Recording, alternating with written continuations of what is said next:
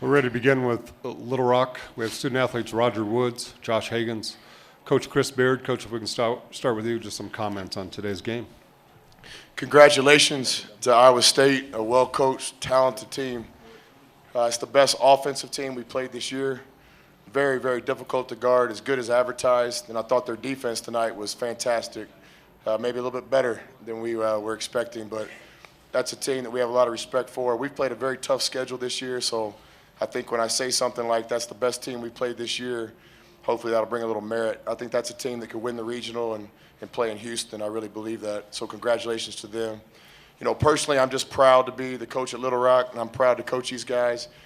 I think this is my 22nd year in coaching, and every year when the season ends, the locker room's always filled with tears, myself included. I've cried every year, but I really didn't cry this year. No tears, because I'm happy, man. I'm the happiest I've ever been in my coaching career, because I just had a chance to coach these guys, and we had a special season. And so I'm really appreciative of our players taking me on this ride. Thank you, Coach. Now take questions for our student athletes, and then we'll come back to Coach Beard. Questions for our student athletes.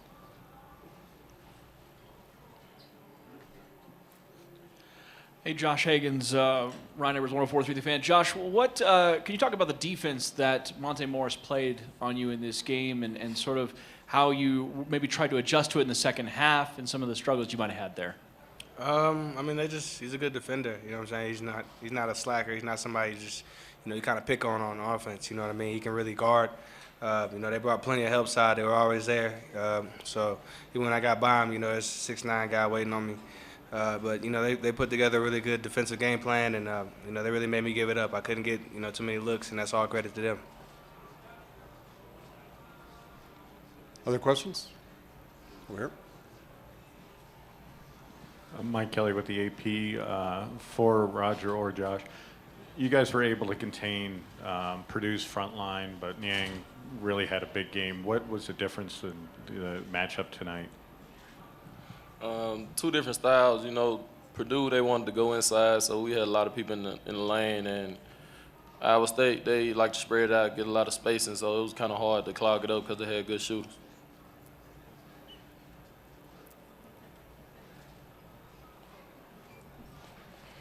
Anything else for our student athletes? Okay, we'll dismiss them at this time. Thank you, men. It's easy. Tougher than that in Little Rock. Questions for the coach? Greg Mengelt, CNHI. You said that that was the best team that you'd played. Where does Niang rank in his performance against you this season? Yeah, he's a pro. He's going to play on TNT, and I think he'll play in the NBA. He's good as advertised. Watching all of his clips, we kind of had an idea that he might be better going right than left. So we're thinking about trying to force him left a little bit, but it's a lot harder to do than talk about. I was getting on the guys a little bit in the timeouts. Can we force him left? And Roger and these guys coach her so much space, he can go left too. And that's what pro players can do. There's no really weaknesses. I think he's a great ambassador for college basketball too. He seems like a great guy. I mean, he's like good sportsmanship, the whole deal. I got a lot of respect for him. He's a super player. He's going to make some money next year. Right here.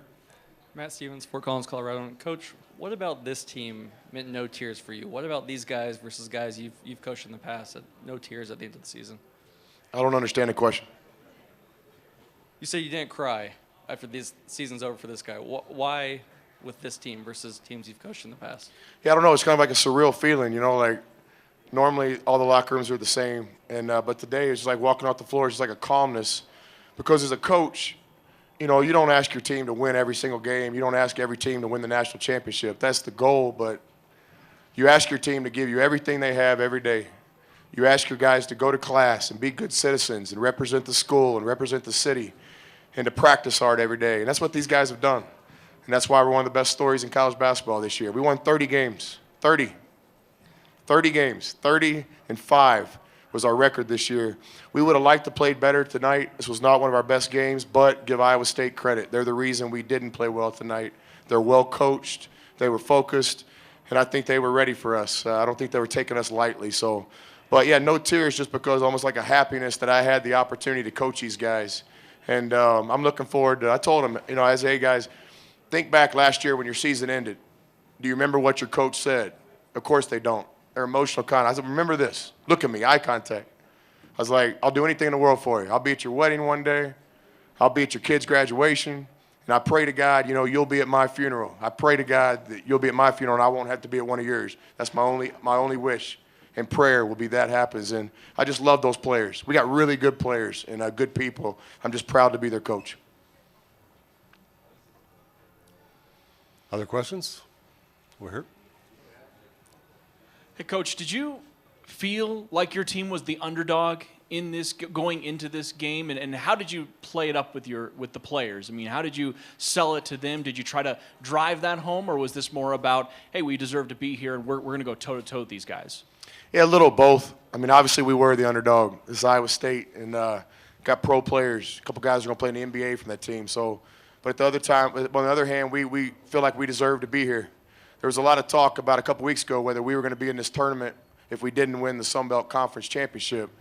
And I'm not on that committee. That's not my job. But at the time, we had the best record in college basketball. We had more road wins than anybody in college basketball. We had the #1 ranked defense in college basketball. And so, I mean, I always thought we were coming to the tournament whether we won it or not. A couple guys kind of shook me and said, hey, man, we better just go ahead and win the deal in New Orleans. And so we did that. But I think kind of a combination of both. I think we deserve to be here. We expected to win the game tonight. But we also understand that it would have took our best 40 minutes. It would have took the best 40 minutes we played this year, and we just didn't get it done. Anything else? Okay, thank you for your time, Thank Coach. you.